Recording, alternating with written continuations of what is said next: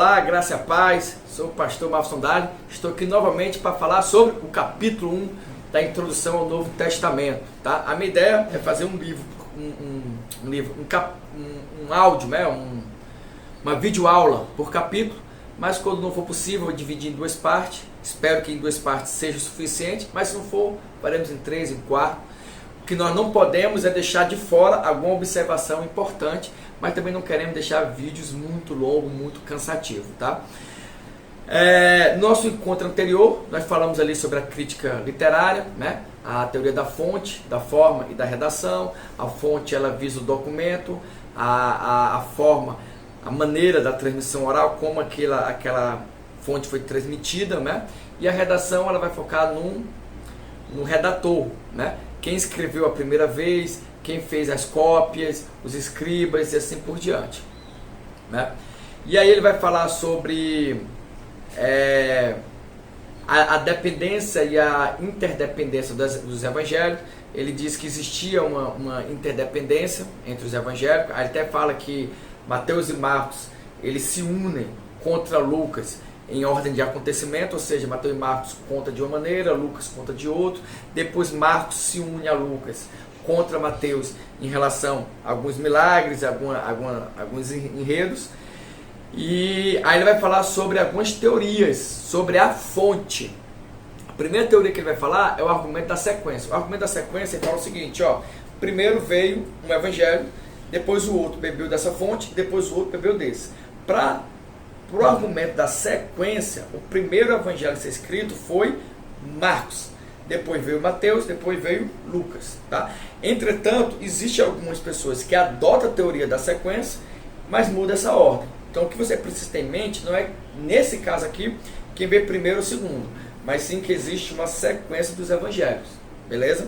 Aí nós temos depois a teoria ou a proposta agostiniana, que é a defendida pela Igreja Católica, tá? Que ele fala que o primeiro evangelho foi Mateus, ok? Marcos bebeu de Mateus. Opa, até aí parece com a teoria da sequência, mas não é. Por quê? Porque ele fala que Marcos bebeu de Mateus, veio Lucas e bebeu das duas fontes simultaneamente. Bebeu aqui e bebeu lá, beleza? Isso é importante por quê? Porque essa questão perguntar assim, conforme a teoria agostiniana, ou então conforme a Igreja Católica, qual foi o primeiro evangelho escrito, da qual serviu de fonte para os demais evangelhos sinóticos? Olha que pergunta legal. Muitas pessoas poderiam se sentir tentadas a marcar a alternativa A, que estaria lá Marcos, mas aí é errado. A resposta certa seria Mateus.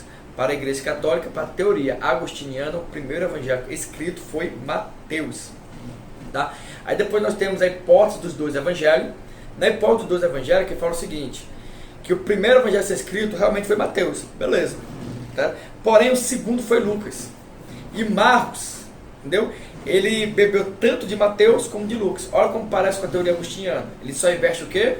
O meio e o fim, né? Permanece Mateus, só que no lugar agora do segundo é Lucas. E Marcos bebe das duas fontes. Aí nós temos a hipótese ou a proposta das duas fontes. E essa aí é adotada para a maioria das igrejas protestantes. Na sua imensa maioria mesmo, esmagadora maioria. O que é a teoria das duas fontes? O primeiro evangelho a ser escrito foi Marcos. Só que Mateus bebe de Marcos, Lucas também bebe de Marcos. Só que ele tem uma outra fonte. Só que essa outra fonte é desconhecida, ninguém teve acesso a ela. E ele chama de fonte Q, Keller, não é fonte Q, né? É uma fonte que a gente não sabe qual é, mas os dois evangelhos bebem dessa fonte, né? Aí nós temos também a hipótese das quatro fontes, só que não é muito aderida não, que ele fala o seguinte, que existe a fonte de Marcos, existe a fonte Q.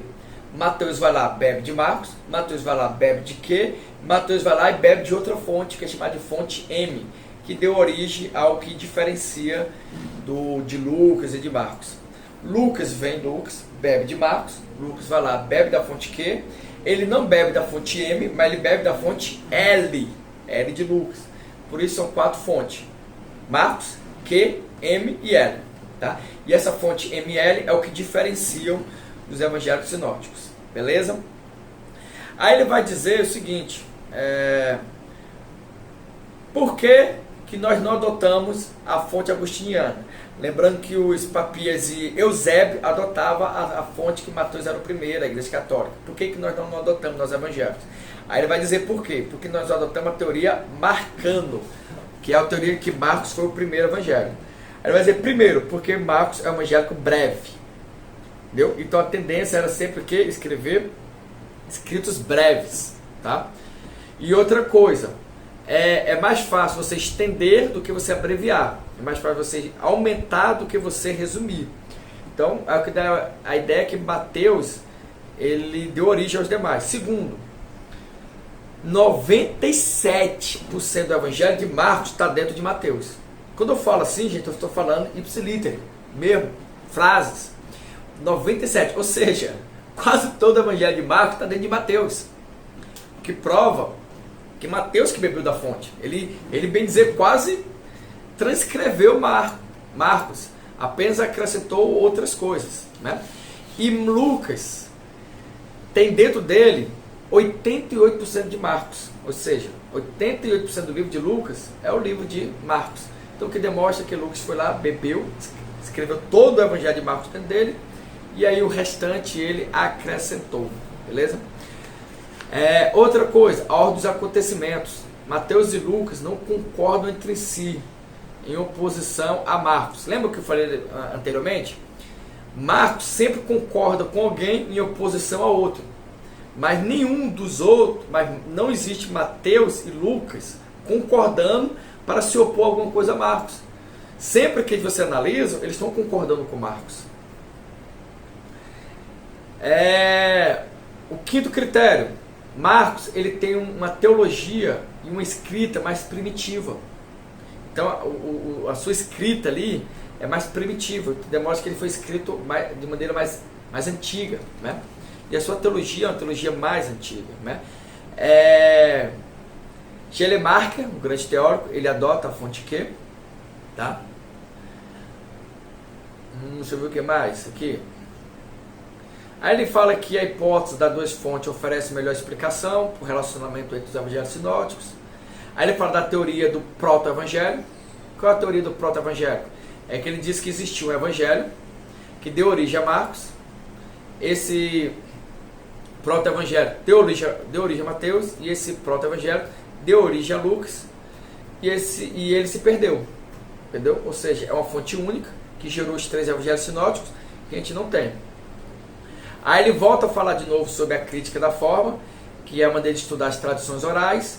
Aí, só que ele fala de uma maneira bem mais resumida, mas ele fala que a crítica da forma estuda as tradições orais, as críticas da fonte, as fontes escritas, e a crítica da redação, ele reconhece o papel dos evangelistas, dos autores. Então, de maneira resumida, forma, oral, fonte, escrita, redação, autor. Ele mesmo resume dessa maneira. Aí ele vai falar sobre os 5 elementos básicos da crítica da redação. Tá? Primeiro, aí essa parte aqui, gente, eu vou ler aqui no livro bem rápido. Vocês podem voltar ao vídeo se quiser, ou ler no livro. Tá? É autoexplicativo. Quais são os elementos da crítica da redação? Primeiro, ela faz distinção entre a tradição e redação, né?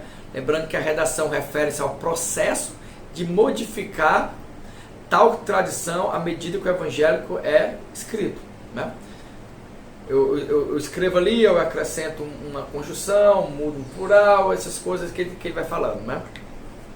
2. Pode-se ver a atividade da redação ou editorial dos evangelistas, ou seja, os dados que ele escolhe incluir ou excluir, a disposição dos dados, como eles coloca, que fala de costurar, como ele costura, né? Os dados, as traduções, os acréscimos de dados, a retirada de dados, a omissão, as alterações, parafraseamento, enfim. 3. O escrito da redação procura padrões com esses tipos de mudança, conforme os evangelistas. 4. Com base, nasce o panorama teológico geral. O crítico da redação procura então estabelecer um contexto para a elaboração do evangelho. E o último elemento inclui não apenas o estudo das modificações, que os evangelistas fizeram na tradição, mas também o exame das características literárias e teológicas dos evangélicos. Beleza? Esses são os elementos, tá? Basicamente isso aí. Lembrando que a crítica literária surgiu ali pela crítica histórica, na época ali do iluminismo, né? Isso aqui é importante, tá? Qual é o gênero dos evangelhos? Temos duas teorias, e ele não diz com qual ele concorda, dá a entender que qualquer uma das duas é válida, né? Primeiro, ele fala que o evangelho pode ter sido uma biografia de Jesus, só que uma biografia da época, não uma biografia da qual nós conhecemos hoje. E a segunda teoria é que o evangelho é um gênero totalmente diferente, que nunca existiu antes, nem durante e nem hoje em dia, entendeu? Nem passado, nem presente, nem futuro. Ou seja, é um estilo literário único, então não tem como a gente enquadrar os estilos literários que a gente conhece. A primeira pessoa que chamou o evangelho de livro, como nós conhecemos, foi Justino, no século II. Tá? Isso aí eu estava querendo lembrar no começo da aula e não lembrei. Justino, no século II, foi o primeiro que chamou os livros canônicos de evangelho: Mateus, Marcos, Lucas e João. Tá? A nova crítica literária, a questão de Jesus histórico, a hipótese marcana, já foi falado, ele volta aqui, que ele fala que a busca de Jesus histórico, para Bultmann, tem que existir a desmitologização. Desmitologização. Esse nome é difícil, né? Não sei se me perdi aí. Ou seja, se tirar os mitos, o que vai sobrar é o Jesus real, né? Segundo Rodolfo Bultmann. Beleza? Para ele, estamos encerrando, para ele, os evangélicos eles são tanto histórico como teológico. Para ele, todos os evangelistas, todos, Mateus, Marcos, Lucas e João, são teólogos. E para ele, todos têm base histórica. Até ele diz por quê. Ele diz que existe ali a menção a Herodes o Grande, que pode ser consultado, realmente existiu. O decreto de César Augusto, publicado por Quirino, que foi governador da Síria, né? Que mandou matar ali as crianças até 2 anos, você conta na história. Aí assim ele vai falando vários outros dados históricos que bate, né, ali o reinado de Tibério César e assim por diante, né? Basicamente é isso aí. E aí ele vai entrar sobre o capítulo 2, sobre Mateus. E aí eu aguardo vocês no nosso próximo encontro então, hein? Até lá!